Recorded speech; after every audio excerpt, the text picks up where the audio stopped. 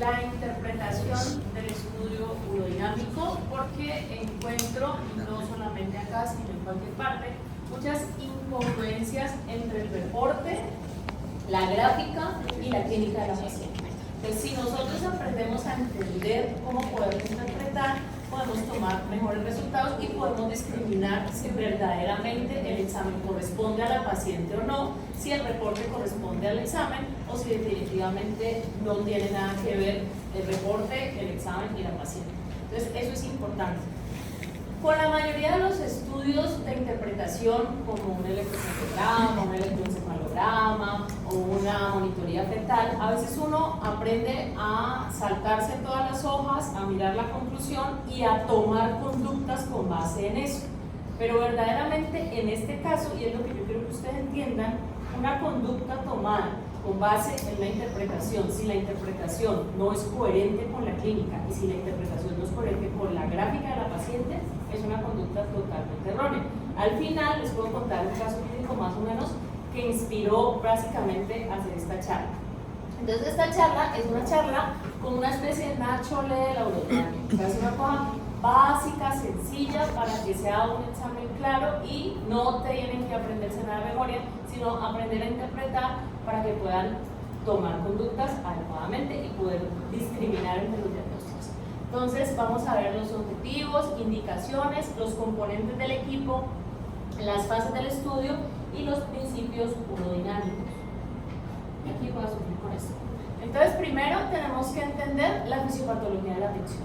Si yo no entiendo la fisiopatología de la afección, yo no voy a poder reproducir la fisiopatología e interpretar los síntomas.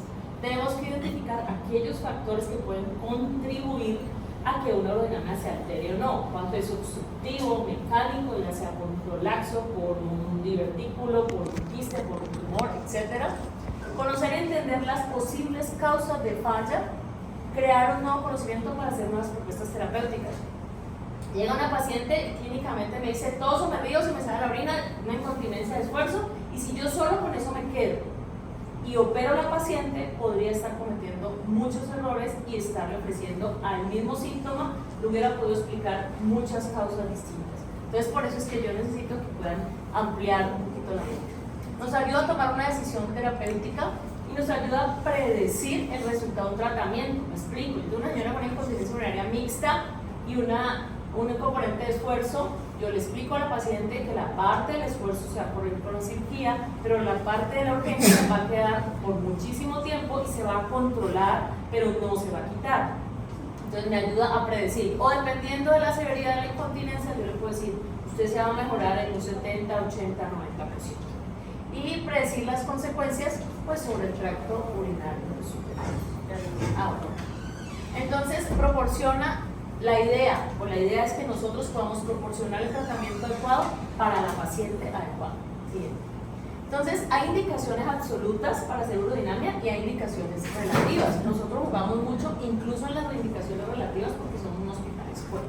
Pero primero les voy a decir las absolutas. Entonces, las absolutas, incontinencia urinaria congénita, recidivante, después de radiación, por una neuropatía, en ausencia de un defecto anatómico, incontinencia severa, esa paciente que ya tiene una TOT, una TBT y sigue con incontinencia, sospecha de una deficiencia intrínseca del esfínter, unos volúmenes de orina residual muy elevados, enuresis diurna o nocturna y procesos obstructivos.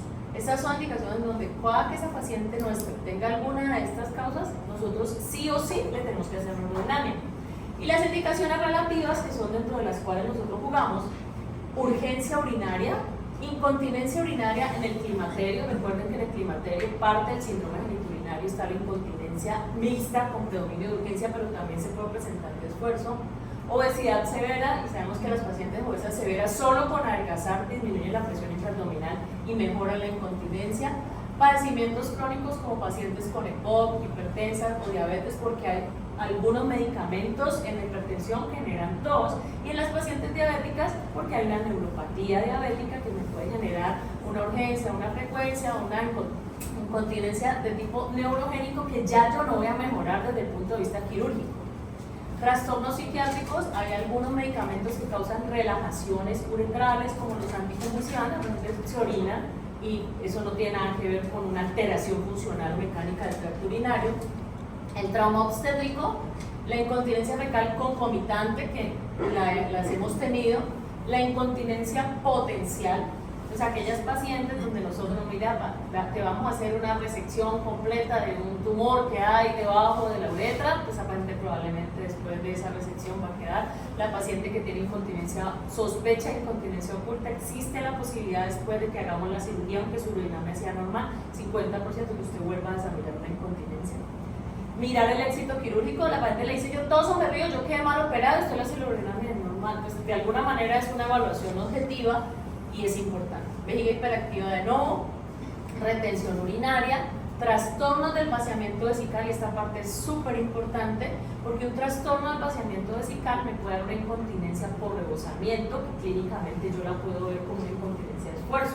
Y si yo tengo un paciente con trastorno de vaciamiento y le pongo una cinta, pues la dejo completamente tapada y hago todo el efecto contrario a lo que yo quiero hacer. Infección de vías urinarias a repetición, porque ahí puede haber un proceso obstructivo y malformaciones congénitas. Entonces, como nosotros somos un hospital escuela, verdaderamente nosotros deberíamos, en tanto las absolutas como las relativas, para hacer una adecuada integración y una adecuada interpretación, pues usar el estudio. O a veces por disponibilidad, hay muchas veces que en el consultorio, bueno, operémosla de una vez y me miran como, pues porque esa señora está en silla de ruedas, lleva 3 años esperando la cirugía, pues no me va a cambiar mucho la conducta cuando clínicamente lo evidencio y lo puedo predecir. Pero si somos académicos puros, todas deberían tener un estudio antes de la cirugía. Tenemos que conocer el equipo, tenemos que entender cómo es la técnica para decir por qué una flujometría, qué es una cistometría, qué es un estudio de flujo-presión y los requisitos, indicaciones y contraindicaciones. Otra, entonces, aquí salía un letrerito lindo, ¿no? Bueno, ahí que decía que la urodinamia era la evaluación subjetiva funcional del tracto urinario inferior. ¿Listo? Entonces, esa parte me gusta que lo entiendas. ¿Qué es una urodinamia? Es reproducir de forma objetiva la función del tracto urinario inferior. Eso es lo que yo necesito, porque es mi palabra contra la del otro. Entonces, yo no si tiene incontinencia, yo sí tiene incontinencia y lo operé por eso. Es una forma objetiva de reproducir los síntomas de la paciente. Y que las pacientes de nosotros no son las mejores explicando. ¿Usted se les sabe la sí? ¿Cuántos? Mucho. ¿Cuántas veces al día? Varias. Entonces, es difícil. ¿Cuántas veces orina? Entonces, uno interpretar eso es más fácil haciendo un estudio de una reproducción objetiva, pero obviamente bien hecho. Entonces, siguiente. Entonces, ¿qué se estudia en el estudio urodinámico? Vamos a tener una silla de urodinamia, vamos a tener este equipo que es un embudo que va a desencadenar como en un frasquito, que es el recipiente, y ese recipiente va a tener un flujómetro de peso. Significa que cada gota que va a caer ahí, o en mililitros, me va a dar un peso, y ese peso me va a dar un valor para yo saber más o menos cuánto orinó. Si la señora tose y pierde, a mí esa gota que cae aquí me marca en la gráfica. Entonces tengo un embudo, un flujómetro de peso, la unidad del paciente que tiene 3 canales, que ya lo vamos a ver: un canal para infundir, un canal directo para medir la presión de la uretra y un canal directo para medir la presión de la vejiga, una pantalla de registro y obviamente el software, que es el que hace las gráficas. Siguiente. Entonces empezamos la parte del equipo. Entonces tenemos el brazo del perfilómetro. El brazo del perfilómetro utiliza una sonda, que es una sonda de 7 French. Es una sonda verdaderamente delgadita. Entonces uno le tiene que explicar al paciente: va por una sonda por donde orina, una sonda por el recto, pues es delgadita, no le va a molestar, no le va a doler, es incómoda pero no dolorosa. Esta sonda tiene 2 sensores y un orificio. El primer orificio es para infundir agua y llenar la vejiga. Tiene un sensor para medir directamente la presión vesical y otra para medir la presión uretral. Entonces, imagínense aquí la vejiga. Por eso esta parte queda dentro de la vejiga y esta queda en la uretra, porque la sonda va entrando, infunde, y el sensor que está aquí es el que mide la presión de la vejiga, y el que está acá mide la presión de la uretra. ¿Por qué es importante? Porque la continencia está dada cuando la presión uretral es mayor que la presión vesical. Entonces, eso nos ayuda a empezar a entender cómo es el reflejo de la micción. Contraigo el detrusor, relajo la uretra, y así va a ser. ¿Cómo contengo? Contraigo la uretra, relajo el detrusor, y así me lleno. Entonces, me lleno la presión vesical y me lleno la presión de la uretra. Siguiente. Vamos a tener una sonda que va al recto y esta sonda me va a medir la presión intraabdominal. Entonces es una sonda con un balón y va a tener un vector directo. Entonces va a tener una línea directa, una medición directa de la uretra, una medición directa de la vejiga y una medición directa de la presión del abdomen. ¿Por qué es importante? Porque recuerde que hay fases donde la paciente puja, tose, hace fuerza, y si ella puja y tose adecuadamente, yo voy a ver un aumento de la presión intraabdominal. Y así empiezo a discernir los diagnósticos. La paciente tiene aumento de la presión intraabdominal cuando pierde, la paciente no tiene aumento de la presión e igual pierde. Entonces ahí yo empiezo a ver el problema de la uretra, el de la vejiga, más o menos. Pero ahorita eso lo entienden mejor. Siguiente. Y tenemos la anterior porque quiero que vean una electromiografía. La electromiografía puede tener electrodos de superficie o electrodos con aguja. Obviamente la más específica es con aguja, pero nadie se va a aguantar una aguja clavada en el perineo durante un proceso urodinámico. Entonces se usa es los electrodos de superficie. La electromiografía, porque recuerden que nosotros tenemos que mirar también la integridad muscular. Sobre todo ese punto de la electromiografía es vital en las pacientes con micción disfuncional o con disinergia de trusor esfínter y nos ayuda a mirar la integridad neurológica. Entonces a veces eso que nos parece una bobada y que es la última curva y que nadie mira es la que nos hace el chiste del diagnóstico. ¿Listo? Siguiente. Entonces tenemos la sonda. La sonda que les dije es una sonda 7 French, tiene un orificio de perfusión y tiene un sensor para la presión vesical y un sensor para la presión uretral. Entonces, imagínense aquí la paciente, usted va entrando con un brazo esta sonda directamente por la uretra hasta la paciente. No es que usted le ponga la sonda y suelta el estudio, no. Esta sonda va en un brazo y el brazo la va metiendo despacito, despacito, despacito por la uretra, hasta que esto queda dentro de la vejiga, y cuando queda, se empieza a devolver y va marcando las presiones en varias fases de vejiga. Y tengo 3 llaves. Entonces una llave es para llenar la vejiga de agua, otra llave es para medir la presión de la uretra y otra llave es para medir la presión vesical. Eso se va a traducir en las gráficas que ya vamos a ver. Sí. Esos son los 3 canales, entonces se llaman la unidad de la paciente. Entonces tiene esta que va para infusión, esta que va para medir la presión uretral y esta que va para medir la presión vesical. Sí. Anterior, anterior, anterior, anterior. Ahora sí la sigue. Bueno, entonces, ¿cuáles son los estudios de la urodinamia? Las fases de la urodinamia: flujometría espontánea, perfilometría, cistometría y flujopresión. Flujometría espontánea. La paciente debe llegar con ganas de orinar. La paciente no debe llegar con la vejiga vacía. La paciente, usted le dice, tiene el estudio, orina cuando esté en su casa, pero cuando llegue empieza a tomar agua. Cuando ya tenga muchitas ganas de orinar, me dice y entra. En ese momento, aparte, se sienta en la silla y orina como si estuviera en el baño de su casa. No orinar con ninguna sonda, es un estudio espontáneo, por eso se llama flujometría espontánea, es la que le hacemos a los niños y es la que le hacen a los hombres. En nuestras pacientes hacemos ambas, es flujometría espontánea y flujopresión. De la vez decimos, señora, tome agüita, se sienta y orina. Y esa orina va a caer al flujómetro de peso y nos va a mostrar una gráfica. Después de que esa paciente orine, relajada, con la lucecita apagada, tranquila, porque si usted le dice a una viejita, señora, orina, y está el urólogo así, ella no orina. Ella no orina, ella es así sentada, asustada, y no orina, y entonces, pero estudio fallido. No orina, entonces apáguele la luz, si quiere yo me salgo, relájese, le pone musiquita, el equipo trae para que uno ponga una cascada, para que suene música, y ustedes les da risa, pero pongan en YouTube música para orinar, y eso suena el ruido, suena todo, porque eso literalmente tensiona y son pacientes grandes, no es cómodo para ellos. Entonces, la flujometría espontánea hace, y cuando ya orina, usted le pasa una sonda y ve cuánto le queda. Entonces la paciente orinó 300 y me le quedó 100, 150, 0, 10, entonces uno grafica eso y eso luego lo compara al final. La perfilometría es el estudio de la presión. En Colombia no se hace perfilometría, sin embargo yo la quiero explicar porque en otros países de Latinoamérica es el punto donde uno toma las decisiones para la cirugía de incontinencia. Nosotros usamos los puntos de pérdida de presión abdominal, que son los ARPP, Abdominal Peak Pressure. Pero en otros países del mundo utilizamos la perfilometría y específicamente un punto que se llama la presión máxima de cierre de la uretra, que la da la uretra media, que es la máxima presión de cierre para la máxima continencia. Y eso nos da un corte. Aquí no la usamos, pero quiero que tengan ese conocimiento porque van a ver artículos que alguna vez van a leer donde no les van a hablar de puntos de pérdida, sino presión de cierre uretral mayor de 20, menor de 20. Entonces 20 no lo olviden jamás. La cistometría de llenado, que es un examen donde vamos a llenar la vejiga y vamos a evaluar sensaciones vesicales, primer deseo normal, deseo imperioso, y vamos a mirar los puntos de pérdida. Tosa, puja, haga fuerza, a ver si pierde. Y finalmente la flujopresión, que es lo mismo que la flujometría espontánea, pero con los canales. Entonces ya tiene su canal vesical y uretral y tiene su canal abdominal, orine. Entonces eso lo va a marcar, relaja la uretra, contrae el detrusor, relaja el músculo, aumenta el abdomen, y ahí vamos a poder hacer una gráfica que nos corrobora lo que el primer estudio nos va a hacer.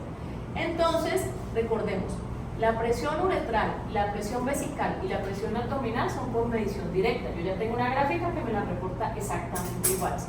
Pero estos otros dos canales, porque es que nosotros tenemos 6 canales, estos otros dos canales son la diferencia entre una y otra. Entonces, la presión de cierre uretral es la diferencia entre la presión uretral y la presión vesical. Y la presión del detrusor es la diferencia entre la presión abdominal y la presión vesical. ¿Listo? Entonces, estos canales son directos y estos dos canales son por sustracción.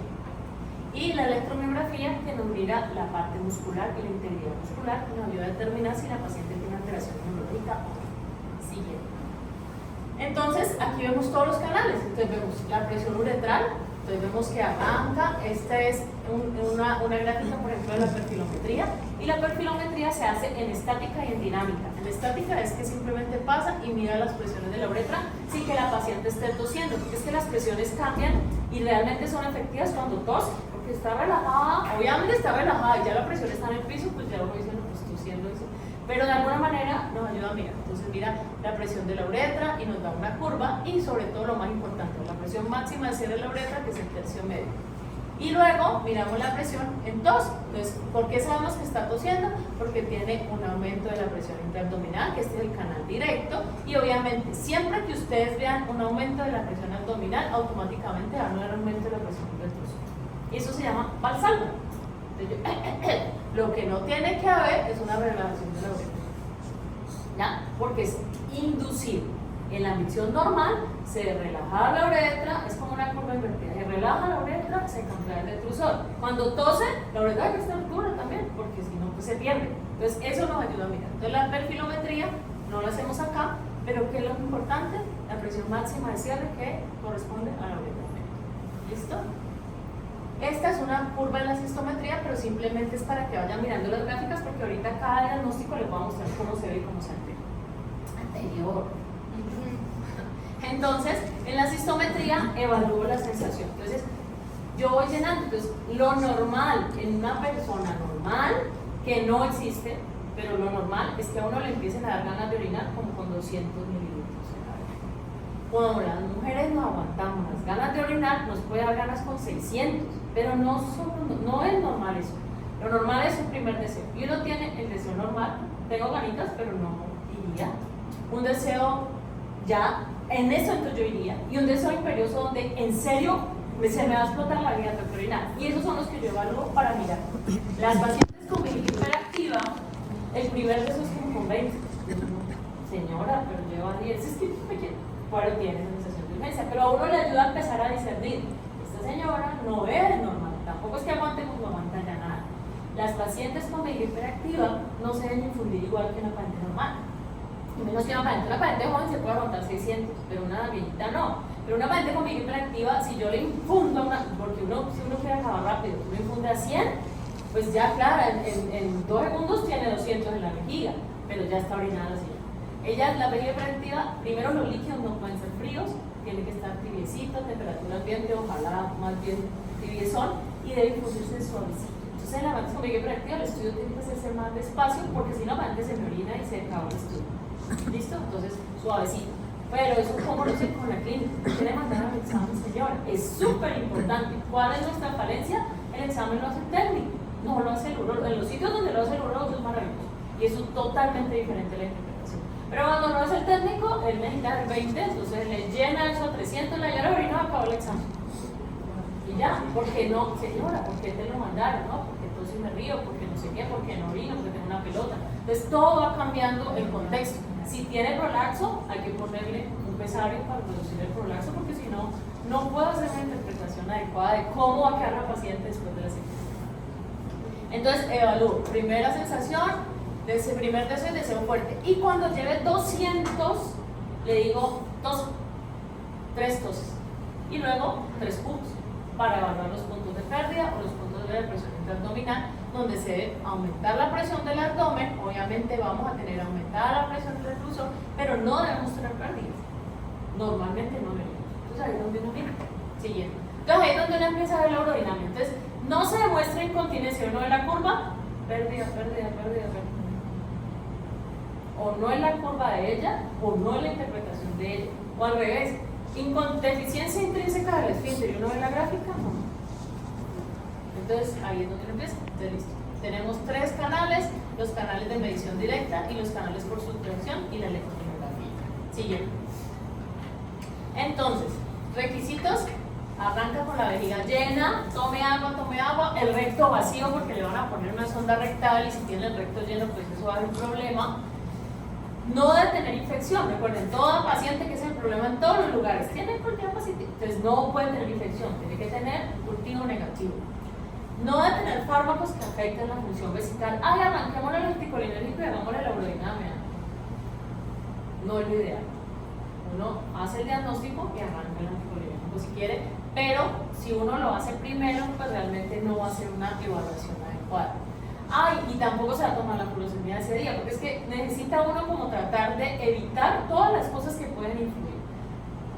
Y no va a estar embarazada. La embarazada en las pólperas eso no está indicado. Primero la pólpera porque no es valorable. Uno puede valorar a una paciente por lo menos después de 3 meses posparto. Antes todas tienen incontinencia. Y eso es mecánico. Y obviamente el embarazo uno no va a mandar una urodinamia para que lo tenga presente. Siguiente. Entonces, ¿qué vamos a valorar? Las fases de almacenamiento y llenado y las fases de vaciamiento. Y cada una de estas fases tiene un trastorno. Y cada uno de esos trastornos es un diagnóstico y cada uno de esos diagnósticos tiene un manejo diferente. Entonces, siguiente. Entonces, la fase de llenado la evaluamos en la cistometría y en las perfilometrías. Y la fase de vaciado en las flujometrías. Flujometría espontánea y estudio de flujo-presión, que es cuando la paciente orina. Siguiente. Entonces, ya lo vimos, miramos la función del vaciamiento, miramos la orina residual, la señora orinó y miramos una curva que debe ser así. Siguiente. Bueno, que el ambiente aislado, que tenga un deseo normal, que tenga el volumen adecuado, que uno pueda hablar con la paciente, que la muestra sea significativa. Orinó 12 cc, pues es que ya había orinado, la señora queda callada, entonces, no señora, pues esperemos, pues vaya y tome más agüita y le hacemos. Siguiente. Entonces la curva, esta es una curva normal. Uno debe tener una curva así, como una montaña, un patrón de flujo continuo en forma de arco. No debe ser fluctuante ni intermitente. Cuando yo tengo un patrón de flujo fluctuante e intermitente, significa que tengo un proceso obstructivo. Ya sea mecánico o ya sea neurológico o ya sea muscular. Y el tiempo tiene que tener, si yo tengo un tiempo que en vez de estar hasta acá, está por acá mayor de 70, pues si yo tengo un tiempo prolongado, también tengo un proceso obstructivo. Siguiente. Esto es un patrón de flujo fluctuante. ¿Listo? Un patrón de flujo fluctuante. ¿Ven el otro? Es un patrón continuo y ese es un patrón fluctuante. ¿Listo? Siguiente. Entonces, ¿qué vamos a mirar? El tiempo, el volumen del flujo, el volumen del vaciado, el tiempo del flujo, que para mí es lo más importante. Todos los demás los miden, porque el estudio te dice tiempo al flujo máximo, tiempo al flujo medio, tiempo... Pues sí, eso es importante, pero para mí el más importante es el tiempo del flujo. Si una persona se demora máximo hasta 20 segundos en orinar y se demora 80, yo ya sé que ella está orinando. Porque se demora más, y ya solo con eso yo ya sé que hay algo que no permite que ella tenga un vaciado adecuado.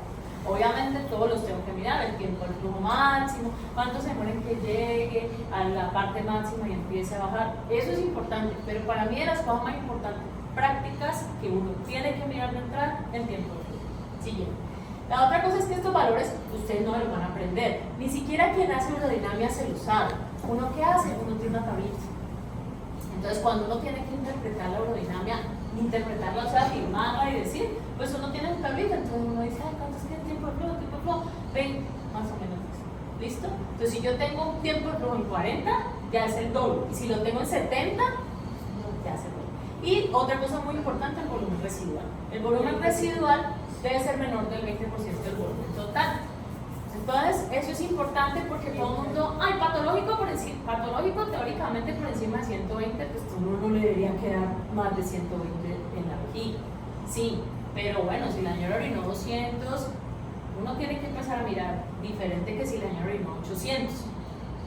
Entonces, uno tiene que empezar a mirar más o menos eso, pero de las cosas muy importantes, todos lo miran y lo chulean, está normal, el tiempo no está normal, y el residuo. Entonces, ¿qué miro yo? Normalmente, porque yo todos saben que yo la miro rápido, como yo empiezo con saco una tabla, pero yo miro el tiempo de flujo y el orina residual en la turma.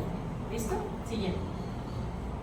Miro la curva y miramos cómo es el patrón. Entonces, esta es una parte normal, un patrón de flujo. Si bien fluctúa, no llega hasta la línea de base. Cuando llega hasta la línea de base es el que se llama intermitente. ¿Listo? Siguiente. Y el flujo presión es el mismo estudio, pero con los canales. Entonces lo mismo, la señora ya después de la cistometría tiene la vejiga llena, ya yo le digo puede orinar, pero tiene un canal vesical, un canal uretral, un canal abdominal. Siguiente. Miro las presiones de flujo. Siguiente. Y entonces esto es lo que yo voy a ver ya con todos los canales. La primer estudio, que es la primera foto de la urodinamia, yo solo veo una grafiquita. Y en esta, que es prácticamente la última foto, yo veo la gráfica final. Entonces miro el patrón de flujo, el tiempo de flujo, la contracción del detrusor y si hay relajación de la uretra. ¿Ven la diferencia entre esta curva y esta curva? Esta curva debe tener, que tampoco es la mejor contracción del mundo, pero hay una contracción y hay una relajación uretral. Y hay silencio electromiográfico. Recuerden que orinar es una relajación. Para yo poder orinar no puedo pujar. Si yo pujo para orinar, estoy haciendo una micción disfuncional.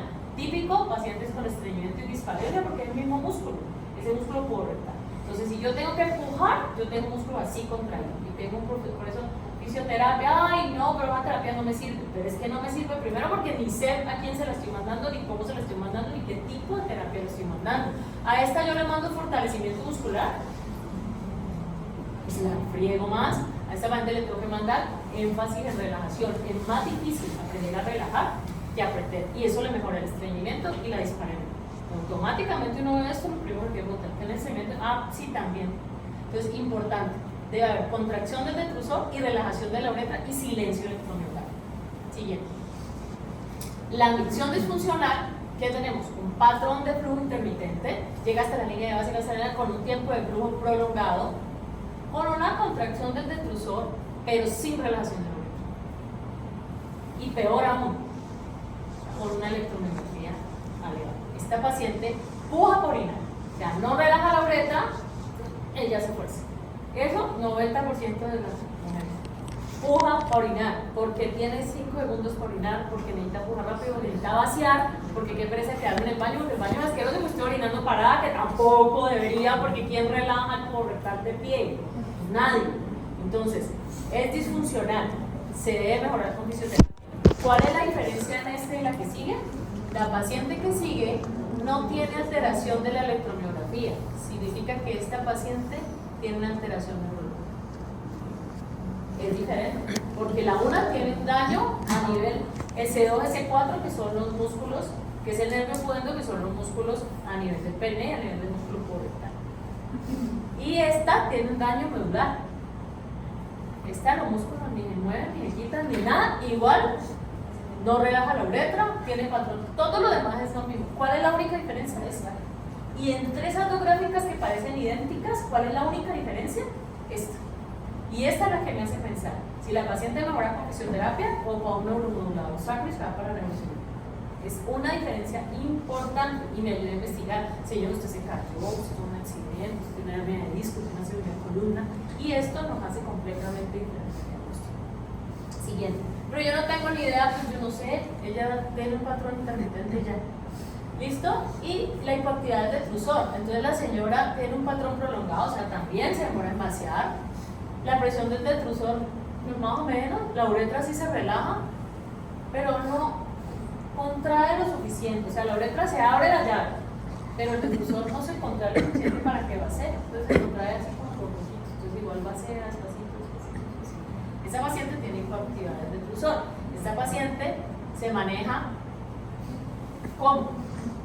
Pues uno puede darle un colinérgico, es todo lo contrario al anticolinérgico. Pues uno puede darle un colinérgico porque esta paciente sí tiene integridad neurológica y uno pudiera pegarle. La otra se va a cateterismo intermitente. Con deterioro, con una disinergia de trusor esfínter por daño neurológico, cateterismo intermitente. O sea, no tiene otra opción. Yo le puedo dar todas las terapias del mundo, el músculo no le va a servir. Y la micción disfuncional se va con fisioterapia. Entonces son 3 manejos distintos, mismo síntoma, y las 4 curvas anteriores son igualitas.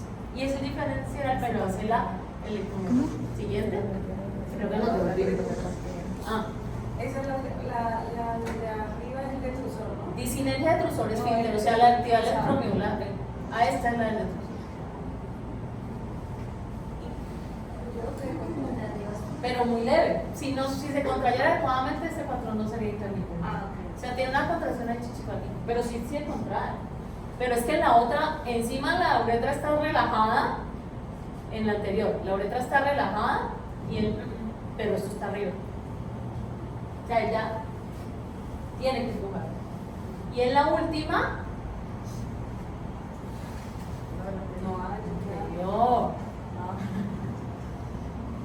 relaja adecuadamente, pero esta paciente, el detrusor sí tiene algo de contracción, porque si no tuviera nada de contracción, no tendría salida. Si esto ni siquiera se moviera, pues toda la orina estaba. Entonces ella sí tiene un flujo, pero supremamente prolongado, una contracción ahí suavecita por los poquitos. Y la uretra está bien. La tengo que comparar. La micción normal es, se contrae el detrusor, se relaja la uretra y hay un patrón de flujo normal. No intermitente con un tiempo de flujo no prolongado, o sea, un tiempo de flujo menor de 20 segundos. Entonces ahí yo comparo con la electromiografía para mirar si hay o no integridad neurológica. Sí. Y la hipoactividad del detrusor orinaría por rebosamiento, ¿cierto? La actividad del detrusor orina por poquitos, pero esa sí orina, es que la otra no orina.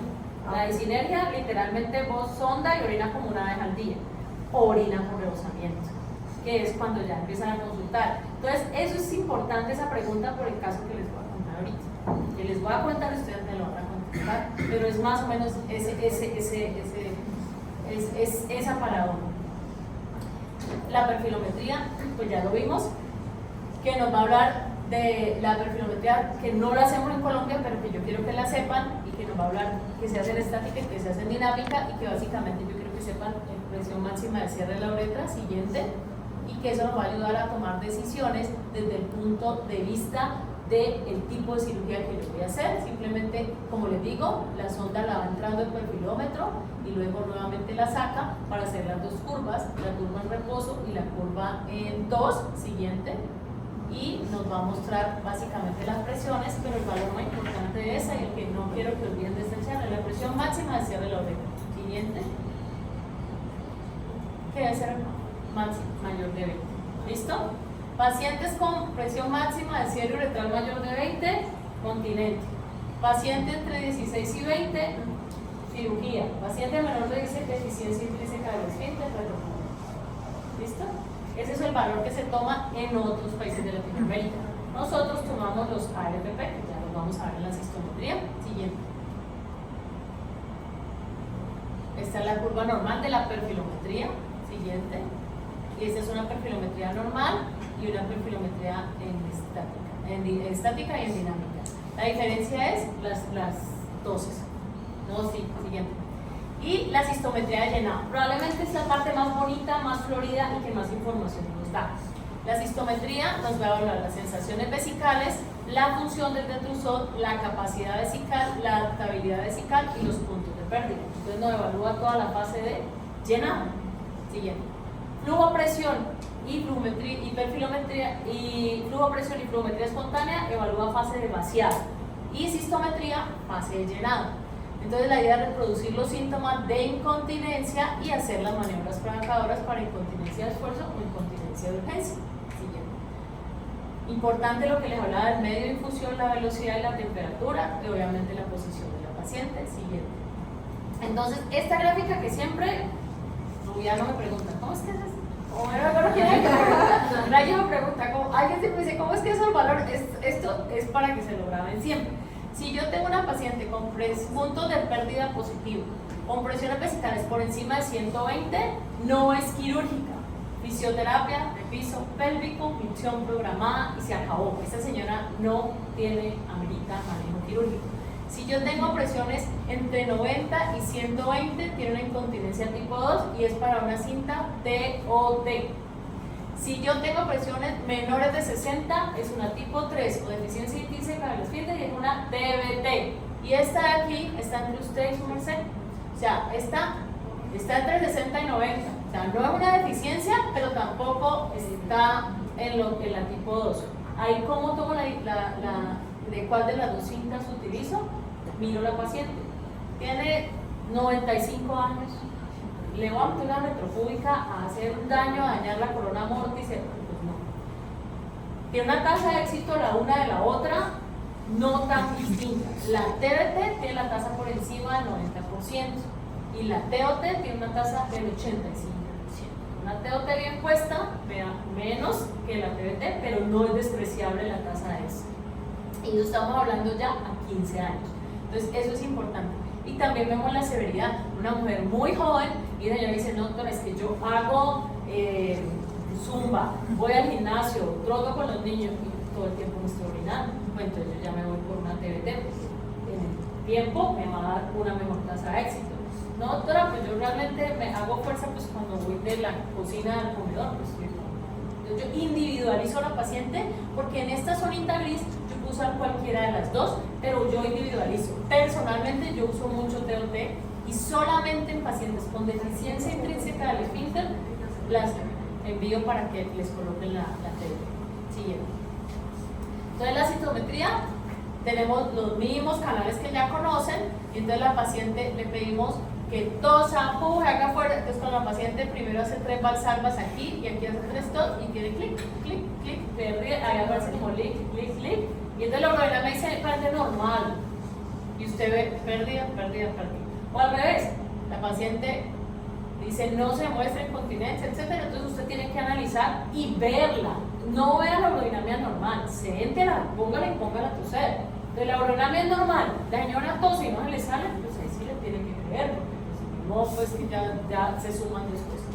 Entonces se mira los valsalva y eso se hace a 200, 300 en capacidad sistométrica máxima.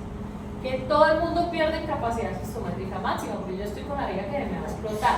La verdadera punto que yo tomo es la de 200. ¿Listo? Puntos de pérdida positiva, 200 mililitros de tanto, y ese valor es el que me va a decir. ¿Ok? Entonces, puja, entonces aumenta la presión del abdomen, entonces ven el espejo, ¿no? La presión vesical, la presión abdominal, la presión ventral, pero la presión del detrusor no. Porque está perdiendo, no porque esté orinando.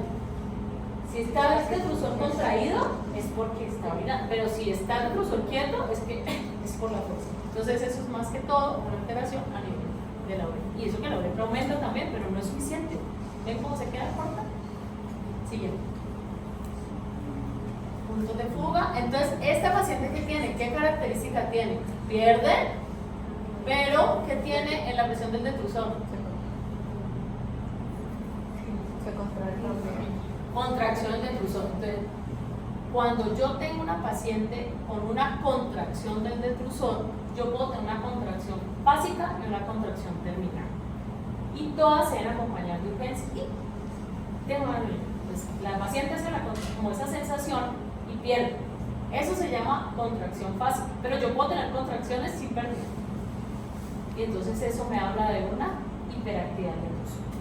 Pero si yo tengo una contracción con pérdida, me habla de una incontinencia urinaria por hiperactividad del detrusor. ¿Ya? Es casi lo mismo, pero no es lo mismo la señora que diga orino 45 veces al día pero alcanzo a llegar que la que no alcanza a llegar. De la una tiene incontinencia urinaria por vía hiperactiva, la otra tiene una vía hiperactiva sin incontinencia.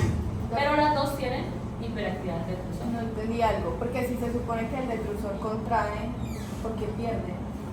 Porque hace reflejo. Siempre O sea, reflejo de la misión, contrae el detrusor, relaja la uretra.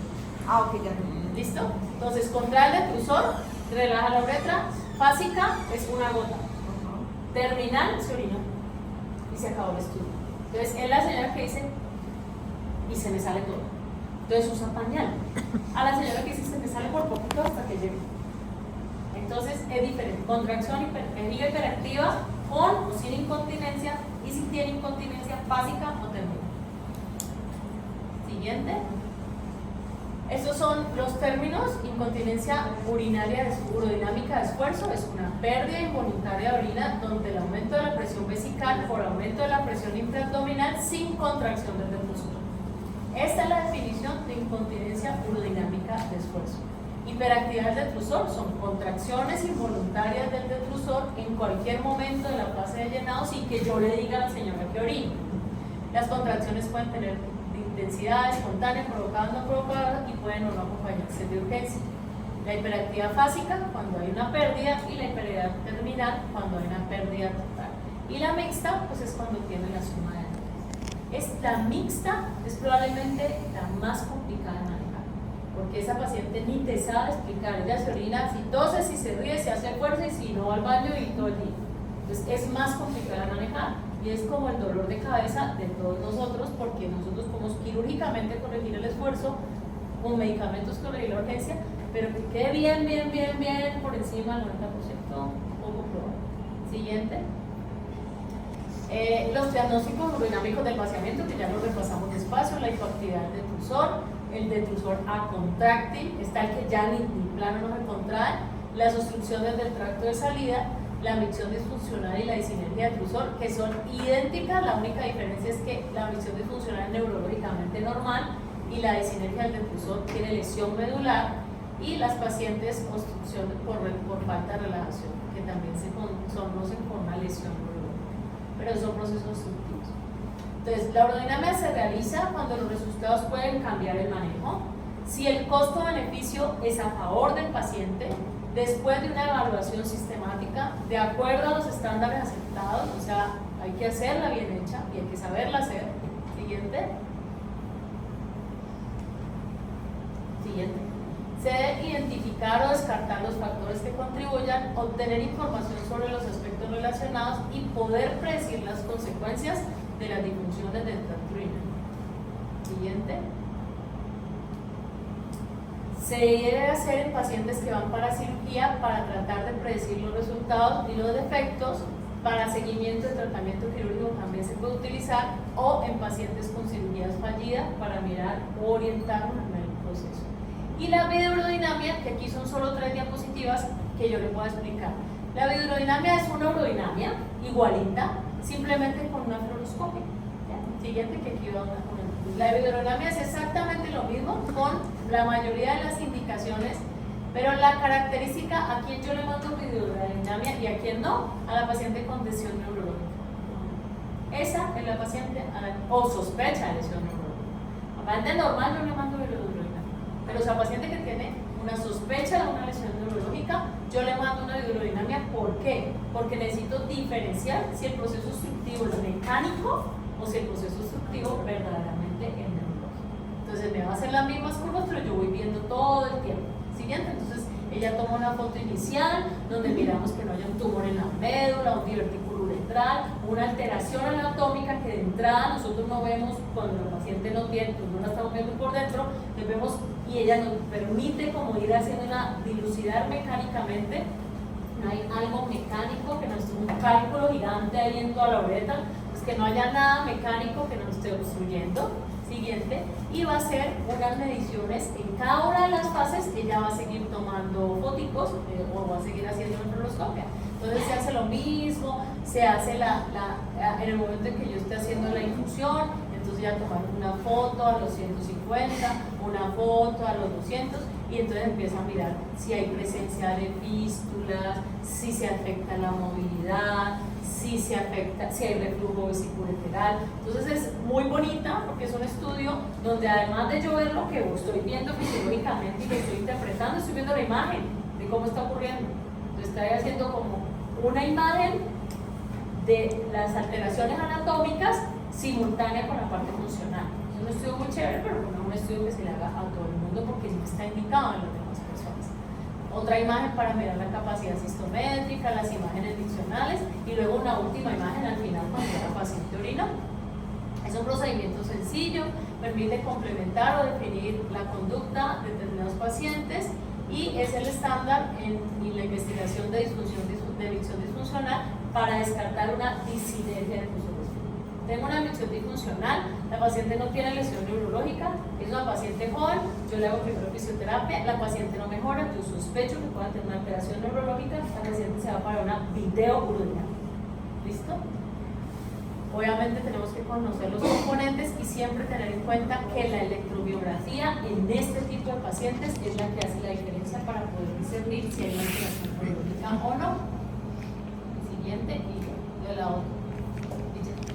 Entonces, el caso clínico por cual yo me pegué una pelea, la berraca, terminalmente no lo pusimos, pero a mí me parece como importante que ustedes lo vean. Entonces llega una paciente con una incontinencia de esfuerzo, la señora refiere que ella tose, se ríe y se le sale la orina, le hacen una urodinamia, la urodinamia es normal o la urodinamia no es normal, la urodinamia reporta que no tiene una incontinencia, pero como clínicamente la tiene y las guías dicen que la urodinamia no es para el diagnóstico de incontinencia de esfuerzo y que si clínicamente la tiene yo la opero, entonces le ponen una cinta.